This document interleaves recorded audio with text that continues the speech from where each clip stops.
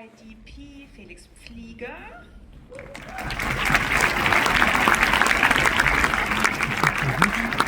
And the wonderful Sil Faligant.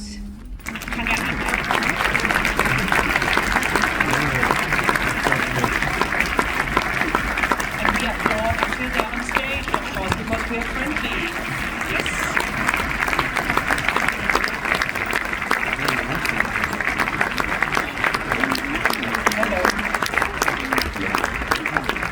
Congratulations for this really fantastic film, and thank you so much for showing it here.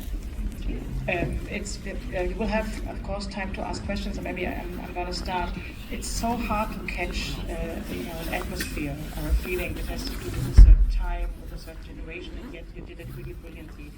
And from this book that you adapted, so maybe tell us something about your connection to the book that it's based on. Well, it was a rather unconventional way that the project came to me, because normally you would hear the story of the director who wrote this novel and had this huge emotional connection to it and then wanted to fought for it, but it was quite the opposite. Like, didn't like it? I read it and I was really angry at these characters, and I was really intrigued by that, because I felt a bit uncomfortable, and yet I saw part of myself in them, and this uncomfortable feeling stayed with me, and I was like, okay, this isn't easy, this is interesting, what do we do with this? And then I worked really close together with Leif Rand, the writer. He wrote the script, so I also got to know these characters through his dialogues, and there was already some sort of interpretation of him, and then I added my director's vision to it, and I had to somehow translate this novel with this really specific language into images and colors, and find people portraying these characters. Do you like the characters more now, since you I have like deep love for them, but of course when I see them on screen, I have the same feeling that I have with the book, and that means that I was successful with what I wanted to do. So Sil, what is your connection to your character? Do you like Tanya? We had a very difficult journey together.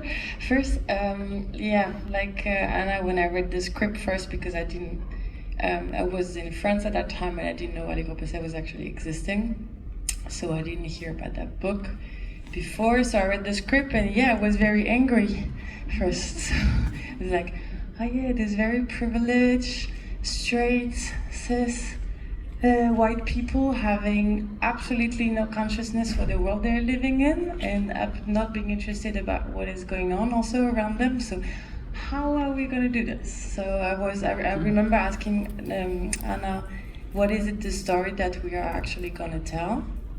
Because I didn't really understand first, from the novel point of view, I think also.